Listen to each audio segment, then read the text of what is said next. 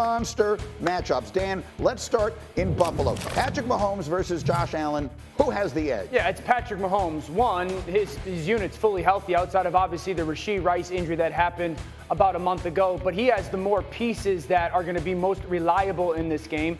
Two, he's going against the defense, if we're comparing the units, that isn't as good. Buffalo's defense is good, not great. Kansas City's defense is absolutely spectacular. The only question mark, can that left tackle be decent enough versus Buffalo's defense to give Patrick time? Yeah, they've really struggled with that in Kansas City. Harry, let's talk about the Ravens and Steelers. We got John Harbaugh. We got Mike Tomlin. Who has the edge there? Yeah, I'm going with Mike Tomlin, a guy who has not had a losing season since becoming the head coach of the Pittsburgh Steelers, but also because, they can beat you with complementary football, offensively, defensively, and special teams. What Danny Smith has been able to do special teams-wise, they can beat you with the trifecta, so that's why I'm going with Mike Tomlin. They're both going to the Hall of Fame, I think. Finally, J-Mac, let's go Commanders-Eagles tonight, kicking off the weekend. The Commanders' offensive weapons versus the Eagles' offensive weapons. Who has the edge? You're going to ask me that question while Saquon Barkley is jumping over somebody backwards. The answer to that question is the Eagles. They have the best offensive weapons. You look at A.J. Brown on the outside, him a one-on-one against any cornerback in the league. You're going to feel good about that matchup. And, Devontae Smith is on the other side with Saquon Barkley in the back. I was thinking about this because, I work with Rex now on Sundays and on Mondays, and he is so Lions-centric. He has been on the Lions bandwagon all along and talking about their personnel. And their personnel is unbelievable. Amon-Ra, the two running backs, all the rest of that. If you really line everybody up man for man, Philly, do the Eagles have the best offensive personnel of any team in the NFL? Absolutely. Probably do. I was just thinking that as you were saying it. Because we're watching Barkley, and then we see Devontae Smith making his catch at the back of the end zone. We haven't even mentioned A.J. Brown in the conversation, if you're including the offensive line. And then the question is, can the quarterback do it? If the quarterback plays like he's playing right now, why aren't the Eagles as good as anybody in the NFL? They are. They're top 5 everywhere right now. That's a top 5 offensive line. They got no question a top 5 back. They got no question top 5 skill group. And let's be candid. In the last month, Jalen Hurts has played like a top 5 quarterback. We could be honest. He was terrible the first month of the season. Not terrible, but he played poorly the first month of the season. Turning the ball over like the last 4 or 5 weeks, Jalen Hurts has been spectacular. Go ahead, Schefty. And we've got a reverse of what the Eagles were doing last year. Last year, they started on fire, then crashed and burned. This year, they started slow and have gotten better and better and better as the season has gone on, to where now Jalen Hurts is playing like one of the top quarterbacks in the league. They've gotten their players back. They've activated Jordan Mailata off injured reserve. He was on there the last 4 weeks. The offensive line is healthy. The receivers are healthy. The team's starting to play well.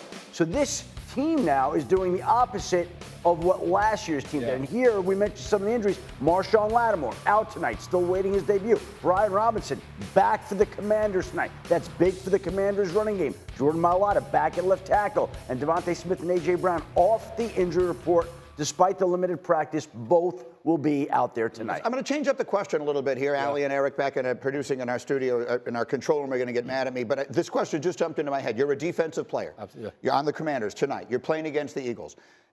In my experience, every defense goes into a game saying, we're going to take away this. Come hell or high water, this isn't going to beat us. With the Eagles, what is the this? Harry, you said the Eagles offense runs through who?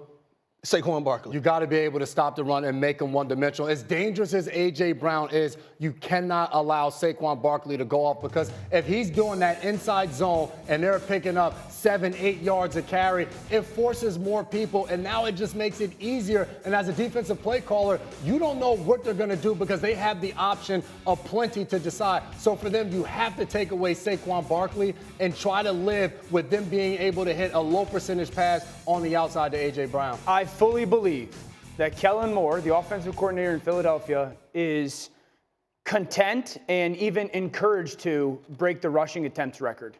I think Kellen Moore is totally okay with trying to break the NFL record for most rushing attempts. I think they're that serious about running. Do you mean for a team, meaning including the quarterback run, or do you mean just specifically Saquon? I think for the team. The team record. They are. What is that? We'll get there. He is completely content on saying, we are going to run the football until you prove to us that you can stop it over the course of 4 quarters. But that's what the team also wants to do and believes it should do. And the team is better off when they do that. It may have taken a little while for this team and this staff to get to that realization. But when they're running that football like that, they're a more dangerous, potent football team. So I want to go to J-Mac's point, right? When defensive coordinators stand up in those meeting rooms, hey, guys, we have to stop the run. Which all of them do, by the way. That's all 32 of them teams, do. right? Yes.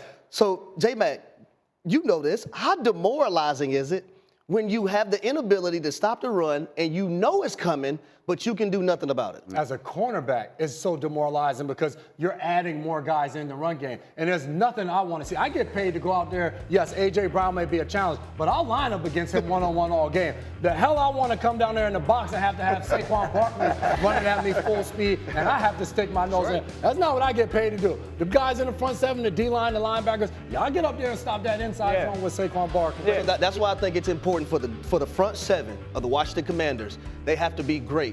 Not okay, not average. They have to be great tonight to help minimize the run game of the Philadelphia. And their defense hasn't been great. Their defense has been good enough, but the Washington defense has not been great. They're a team that's at least a year ahead of schedule, in large part because the rookie quarterback has been so good. I am interested in this, though, Harry. So if we're going to break the all-time rushing attempts record, which we'll see, and there was a time when teams didn't even attempt the forward pass. So it's going to be a big number. But either way, if we're going to be an offense that is going to be built around the running option with the quarterback and with Saquon.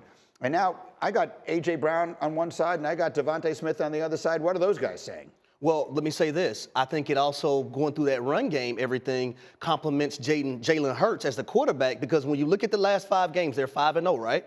But his pass attempts haven't exceeded 25 in a game. But you still see the wide receivers eating on the outside. That run game is going to allow you to have that one-on-one coverage. Right. But wide receivers were rather one-on-one coverage versus zone, because I have the ability to now take it to the house for a touchdown. So I think they're not going to complain about it. Their pass game is not predicated on efficiency. And what I mean by that is the short efficiency. They're just trying to take their shots down the field. It's take and make. Now, that's the thing. A lot of teams want to take shots, and like Pittsburgh last week threw the ball, you said it yesterday, 8 times. You are. Hembo, can you put that number back up again? Because they really are on pace to do it. The 77 Raiders, and I'm trying to do this in my head, is that the year they won the Super Bowl? I think they won it in 76. There you go. Either way, the 77 Raiders, the Ken Stabler, John Madden Raiders, had the record at 681. That was a 14-game season. So the Eagles are on pace for 612. So that's not all that far away, if it increases just a little bit. So we'll see where it goes. If you're a Commanders fan and you're saying, what chance do we have to win tonight? Cindy, will you put the picks up on the screen? Here's the best chance you have. Correct. The best chance the Commanders have of winning the game tonight is when they see what's about to happen on our screen right now. Maybe. Maybe. It's coming. It's my fault. I called for it kind of late. Here we go. She's going to get it. Here we go. I promise you she's going to get it. Timeout. Come on. Timeout. Come on. Quick timeout so we can look at it. Oh, no. Oh, Come no. on, Greeny, you were last. I thought you were going to save the group, Greeny. Come on, man. Kiss of death. I mean, that is how the Commanders wind up winning this game, because absolutely no one thinks they can. I don't think they're going to win. Because if you can't stop the run, that means you're going to take away possessions from your offense. And we do know the Commanders like to run the football. Oh, I totally think Commanders could win. I mean, this is a team that lost without Brian Robinson last week by 1 to Pittsburgh on a bad spot, by the way. So now we got to go at it. We're not on first take, but we're going to make it this segment. Hey, what I'm saying is that they're not going to be able to stop the run, so they're not going to win. Don't argue with him. His pick don't say Washington. Exactly. His pick say Philly. But I wouldn't be surprised if it happens. I know what you mean. Okay. Philly was up 7-6 with 28 seconds to go last week. Everybody's so confident you could take that $500 and put it right down the Eagles. Okay, hold on a second. Okay, don't roll it yet, Cindy. Don't roll it. Don't roll it. I want to set up for those of you who are not with us something that happened, because it was my new favorite thing that's ever happened in the almost 7 years of this show. So Schefty's wife, Sherry, loves that boy Ben. Yes. And he's going to, so in their first hour, Harry throws all this money on the floor in the middle of that boy bed. And Schefty is on the ground picking up the money. And then I was seeing it out of the corner of my eye. He realizes his moment is coming. And he gets up to make sure he's a part of it. Let's see how it actually looked on TV. My gosh. Cindy, go ahead and roll it. He realizes, Look at the knees. Okay, Schefty. Flexible.